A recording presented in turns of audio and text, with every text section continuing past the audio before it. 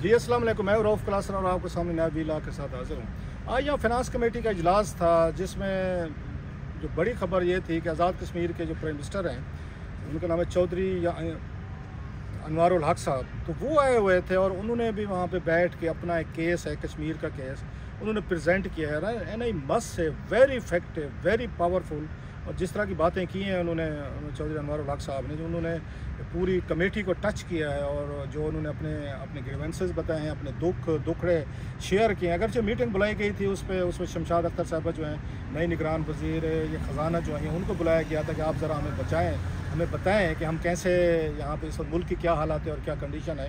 वो तो एक अलहदा कहानी, अलहदा उस पर बात करेंगे व्लॉग में। जो मेन चीज़ अभी मैं उसमें करने वाला हूँ, जो अलहदा सेपरेटली डील करने वाली है, वो आज़ाद कश्मीर के वो प्राइम मिनिस्टर हैं। एक तो मैं मतलब पहली दफ़ा मैं उनको देख रहा था, मीटिंग में आए बैठे और बड़ा खामोशी से उन्हें प्रोसीडिंग पहले सुनी। उनका एजेंडा आइटम जो है लास्ट पे था। एंड आई मस्ट से मुझे कहने दें कि बड़े सादा से आदमी मुझे लगे, कोई हट्टो बच्चो नहीं है, आराम से एक नॉर्मल इंसान की तरह, एक जैसे एक होता है ना, मतलब कॉमन एक लोग होते हैं हमारे जो आते हैं बड़े एक उससे देहातों से कह लें या अपने गांव से आते हैं, लेकिन अपना एक डिग्निटी, ग्रेस और उसको बरकरार रखते हैं। कुछ ज़्यादा आपको 3 पीस सूट, कोई हट्टो बच्चे वाला स्टाइल वो नहीं था। बड़े सिंपल से आदमी लगे हैं और मुझे मतलब अच्छे आदमी लगे। उनकी बातें सुनकर मज़ीद मुझे चौधरी अनवारुल हक साहब को अगेन अच्छे लगे कि कोई बंदा है जो कश्मीरियों के हवाले से बड़ा उसमें दर्द रखता है और दिल में बड़ा दर्द है और केस लड़ना जानते हैं। सो कश्मीर का मुकदमा बड़ा खूबसूरत पेश किया। मुकदमा क्या था?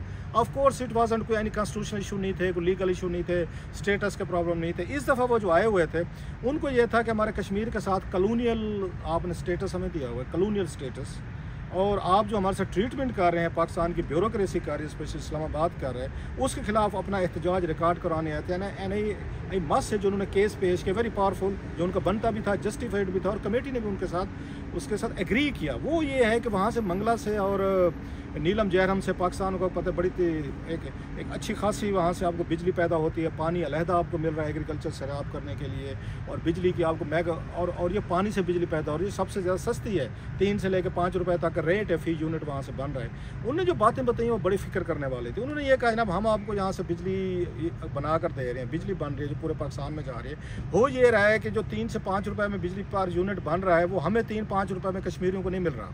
वो कहते हैं पहले सिस्टम में जाता है, ग्रिड में आप लोगों का सिस्टम है हुकूमत पाकिस्तान का, वहाँ पे जाता है, सारे टैक्स लगाने के बाद वही रेट हमें लगता है जो पूरे पाकिस्तान को लग रहा होता है 23-40 रुपये पर यूनिट के तौर पर, वो हमारे लोग उतनी दे रहे हैं। सो उनका ये कहना था हमारा राइट बनता है, बिजली हमारे यहाँ पैदा हो रही सस्ती, तो मेरे जो लोग हैं, मेरे कश्मीरी जो हैं, उनको क्यों नहीं 5-6 रुपये पर यूनिट पर बिजली दी जा रही, जो हमारे वसाइल से हमारी चीज़ों पर सारा का सारा आप लोग जो है ना वहाँ से बिजली ले रहे हैं और हमारे लोगों के लिए मसले बने हुए हैं, आप उनको महंगी बिजली दे रहे हैं। नंबर 1। दूसरा ये था जो उनको शेयर बनता है, मतलब GST में बनता है या उनका उसमें उनको रॉयल्टी बनती है, उसकी जो बिजली पैदा होती है, बाकी सूबे में लेते हैं, तरबेला के लिए जैसे उसमें लेता है, या खैबर पख्तूनख्वा लेते हैं, फिर उसके बाद उसमें सिंध और ये हो गए, अब आपके बलूचिस्तान गैस देते हैं तो गैस की रॉयल्टी लेते हैं। तो ऐसे जहाँ डैम्स हैं, जहाँ से बिजली पैदा होती है, उनको भी आपको रॉयल्टी देनी होती है। सो उनका ये कहना था कि जनाब जो इस वक्त हमारी हालत है यहाँ कश्मीर की कि 70 बिलियन रुपीज़ दिया गया है, जो बनता हमारा 90 बिलियन था, पहले 48 बिलियन देते थे, अब चले आपने 70 कर दिया,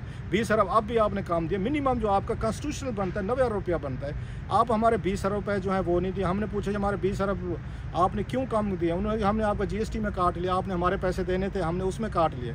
तो उन्होंने कहा जनाब आप ये देखें कि हमारे साथ बैठ के जो हमारी एक लॉफुल इनकम बनती है, हमारा हिस्सा बनता है, उसको काट फाट के ये अपनी तरफ से एडजस्टमेंट करते रहते हैं। हम इनसे बात करने जाएँ तो कोई हमें ब्यूरोक्रेसी में सुनने को तैयार नहीं। अब आज़ाद कश्मीर का ये प्राइम मिनिस्टर जो है हम कैसे ट्रीट कर रहे हैं, वो कभी पावर मिनिस्ट्री में जाते हैं, कभी एनर्जी मिनिस्ट्री में जाते हैं, कभी फाइनेंस में जाते हैं, फिरते फिराते, और वो आप पता है पाकिस्तानी ब्यूरोक्रेट है, मोस्टली गोली देने को तो बादशाह है, कोई फैसला करने को तैयार नहीं है। जब तक पॉलिटिकल विल ना हो, ये फैसले तो प्राइम मिनिस्टर लेवल पे होने थे या फाइनेंस मिनिस्टर लेवल पे पाकिस्तान के, वो अब कर नहीं रहे। आप भेज देते हैं, जाएँ जी ना आप उससे सेक्रेटरी वाटर एंड पावर से मिल रहे हैं, जाएँ जी सेक्रेटरी एनर्जी से मिल रहे हैं, जाएँ जी सेक्रेटरी फाइनेंस से मिले फलां से। अब वो इतने बड़े फैसले करने की उसमें ताकत नहीं रखते भी हूँ तो बताया जा रहा था कि हमारे वसाइल नहीं है, सोर्सेज नहीं, जो पाकिस्तान का इस वक्त हशर हो चुका है, उस वक्त आपके पास पैसा नहीं है, लिहाजा आप सारे एडजस्टमेंट करते रहते हैं। उन्होंने जो बातें बताई हैं वो बड़ी इंतहाई वो थी डिस्टर्बिंग बातें थी। उन्होंने कहा जी पुल हमारे हाल देख लें, क्या हालत है कश्मीर की, हमारा पुल एक 2002 में वो हुआ था यहाँ पे, वो टूटा था किसी फ्लड की वजह से या पानी की वजह से। कहते 2023 हो गया, मतलब चंद करोड़ रुपए का हो गया, 2-3 अरब रुपए लगने होंगे, आज तक नहीं बना। और कहते आज की जो कश्मीरी की नस्ल है, जो इंपॉर्टेंट बात सुनने वाली है, उन्होंने कहा जनाब हम आखिरी ये नस्ल हैं जो पाकिस्तान से मोहब्बत करते हैं, हम आपके लिए जान भी देने को तैयार हैं, जान भी देते हैं, लेकिन जो नई नस्ल आ रही है ना कश्मीरी की, उसकी अटैचमेंट मोहब्बत वो नहीं है। अब ये उसका सोशल मीडिया का दौर है, ग्लोबल वर्ल्ड का दौर है, लोग अब ये क्वेश्चन करते हैं, नौजवान जो है वो बैठा हुआ है, वो सिर्फ ना वो आके पाकिस्तान में कंपैरिजन करना शुरू हो गया, बल्कि वो इंडियन वो जो ये कश्मीर है, ऑक्यूपाइड कश्मीर है, वो इंडिया में भी वो जब वहाँ पे देखते हैं, वहाँ पे देखें बिजली कितने यूनिट की मिल रही है, वहाँ पे गैस कितने यूनिट की मिलती है, पर यूनिट मिलती है, वहाँ पे आप ये पेट्रोल कितने पर यूनिट मिलता है, तो वो जब देखता है कि वहाँ पे तो आपको 5-6 रुपये यूनिट बिजली मिल रही है, पेट्रोल सस्ता मिलता है उनके हिसाब से, उनके डॉलर के साथ, डॉलर क्योंकि इंडिया का जो है वहाँ पर उन्होंने 80-82 रुपये पर रखा है, हमारा तो 300 क्रॉस कर गया, सो उसको मल्टीप्लाई करके वो अलहदा चीज़ है। लेकिन उनके हिसाब से वो कहते हैं उनको सस्ता पड़ता है, तो क्वेश्चन करते हैं कि हम अगर पाकिस्तानी कश्मीर में रहते हैं, पाकिस्तान के साथ खड़े, तो हमें ये चीज़ें महंगी दी जा रही है, हमें सारा कुछ, और वसाइल भी हैं, जैसे का 2 डैम्स हैं, वहाँ से पानी आ रहा है आपका, और दीगर आपको वहाँ से उसको सप्लाई हो रही है, एग्रीकल्चर आपका अलहदा आप उसको इरीगेट कर रहे हैं, बिजली की रिक्वायरमेंट अलहदा कर रहे हैं, और पैसे आपको कितने मिल रहे हैं, 70 बिलियन। तो उनका ये कहना था जनाब हमारे साथ ये जो ज्यादती की जा रही है, कॉलोनियल एक स्टेटस रखा जा रहा है, और प्लस कहा यह जाता है हमने ग्रांट दी आज़ाद कश्मीर को। वो कहते किस चीज़ की ग्रांट दी आपने हमें को भीख दी है, आपसे कोई हमने वो किया है, कोई खरात में पैसे आप दे रहे हैं, हमारा एक ड्यू शेयर बनता है यहाँ पे, आपने कॉन्स्टिट्यूशनल तौर पर जो हमसे बिजली ली जाती है उसका आपने हमें पैसे देने होते हैं, आपने हमें उसका शेयर देना होता है, हमें रॉयल्टी देनी होती है। तो यहाँ पे फाइनेंस मिनिस्ट्री लिख के बैठी होती है हमने ग्रांट दी, आपने कोई उसका ग्रांट का मतलब लोग ये समझते हैं कि आप बहुत बड़ा हमारे ऊपर कोई वो कर रहे हैं, कोई एहसान कर रहे हैं, हमें खरात में और मुफ्त में पैसा मिल रहा है, विच इज़ नॉट ट्रू। हमारा राइट है, हमें राइट समझ के दें। आप इसको, इस पर सारी कमेटी ने एग्री किया कि हाँ ये बात तो गलत है कि अगर उनका राइट बनता है, उनको शेयर मिल रहा है, तो बाकी सूबों को तो मिलता है, मतलब है जो बाकी 4 सूबे हैं वो भी तो NFC में या दीगर अपने रॉयल्टीज़ का अपना हिस्सा जो है या डिविजिबल पूल में वो लेते रहते हैं। सो उनका यहाँ पे ये कहना था। प्लस उन्होंने ये कहा कि जनाब कि यहाँ का जो आपका वो है ये ट्रीटमेंट है हमारे साथ, वो इतना अच्छा नहीं है, लोग आपसे डिस्टेंस होंगे, लोग आपसे ये पीछे जाएंगे। नई नस्ल को आपने अगर अटैच करना है, अब वो क्वेश्चन करती है, वो पूछती है। मसला उन्होंने एक और बात की, उन्होंने जो हमारे साथ ज्यादतियाँ हो रही, उन्होंने कहा तनख्वाह सैलरी बढ़ाई, उन्होंने बड़ी वैसे इनकी डिस्टर्बिंग बात थी, 30% इन्होंने तनख्वाह बढ़ाई है। अच्छा, पंजाब वालों ने कहा जी हम उस पर बढ़ाएंगे, मतलब ग्रास पे करेंगे, उन्होंने कहा नहीं जी हमें 30% क्रॉस दें। तो इन्होंने तमाम हर जगह पे 30% सैलरी बढ़ाई, ये पंजाब ने बढ़ाई, ये KPK ने बढ़ाई, खैबर ये पख्तूनख्वा और बलोचिस्तान ने बढ़ाई, और सेंटर ने बढ़ाई। कहते हमें कहते हैं कि आप तनख्वाह ना बढ़ाएं। कहते जब मैं इनके पास गया कि भाई साहब हमें भी पैसे दें, आपने पूरे उसकी मुल्क की तनख्वाहें बढ़ाएं सरकारी मुलाजमीन, तो मुझे कहा जाता है जनाब कि नहीं आप उनकी तनख्वाह रहने दें, आपके बजट में पैसे नहीं है। तो कहते हैं कैसे हो सकता है कि पूरे मुल्क की या 30% तनख्वाहें बढ़े, कश्मीरियों की बारी लगे, उनकी सरकारी अफसरान की, मुलाजमीन की, तो आप कहते हैं पैसे नहीं है, आप उनकी तनख्वाहें ना बढ़ाएं। कहते मैं वापस आया, मेरा जो PSDP था डेवलपमेंट बजट, अब देखें कैसे हुआ है। मैंने कहा जी मैंने लोगों को सड़कों पे तो नहीं लाना, लोग सड़कों पे और हंगामे शुरू कर देंगे, पूरे मुल्क की तनख्वाहें 30% बढ़ गए हैं और कश्मीर के प्राइम मिनिस्टर ने हमारी तनख्वाह नहीं बढ़ी। कहते अभी मैं अप्रैल में आया था, तो ये कैसे हो सकता था। कहते मेरा डेवलपमेंट का जो पैसा था वो उठा के मैंने तनख्वाहें बढ़ाई हैं और उनको सैलरीज दी हैं।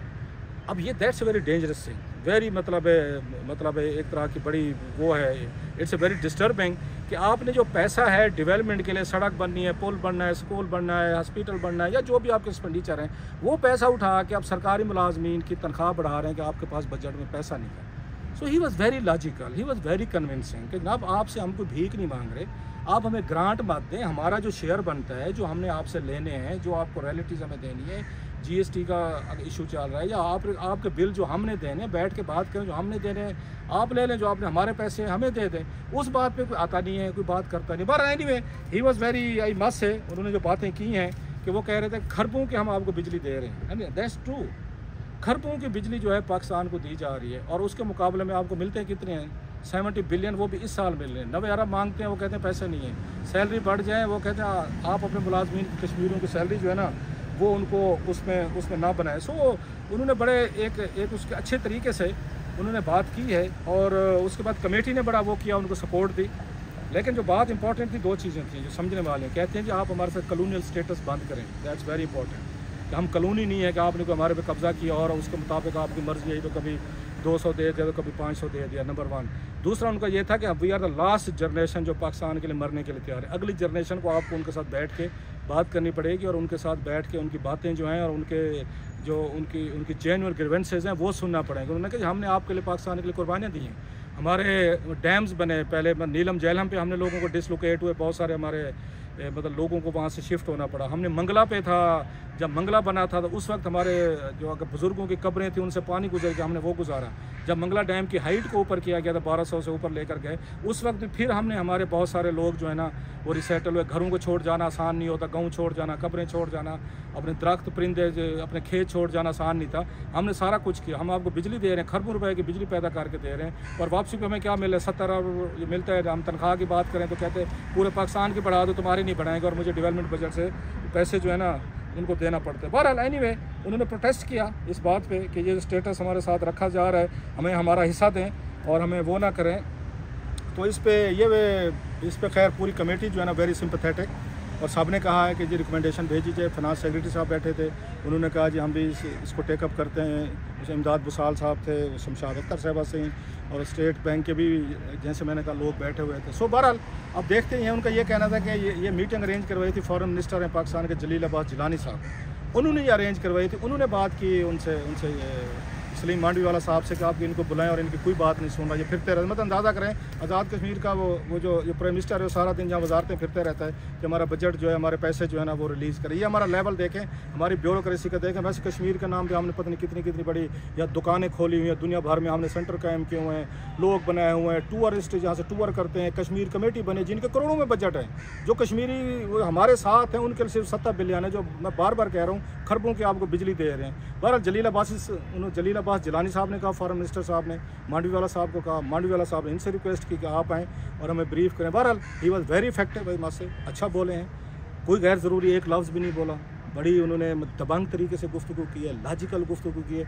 कम से कम चौधरी अनवारुल हक साहब ने जो गुफ्तगू की है और अपना केस लड़ा है उन्होंने उसके कश्मीर के लिए, कश्मीर की हुकूमत और कश्मीर के नौजवानों के लिए, it was very effective. And let's hope कि आज वाली इस मीटिंग के बाद फिर हमारे रूलिंग लीड जो ब्यूरोक्रेसी है ना वो नहीं कहेगी अभी हम तो निगरान है, अगली हुकूमत आएगी तो देखेंगे। तो कश्मीरियों को उनका बिल्कुल ड्यू राइट उनको मिलना चाहिए। ये इस तरह का रवैया जो हमने कॉलोनियल स्टाइल वाला रखा हुआ है ना, it should come to an and.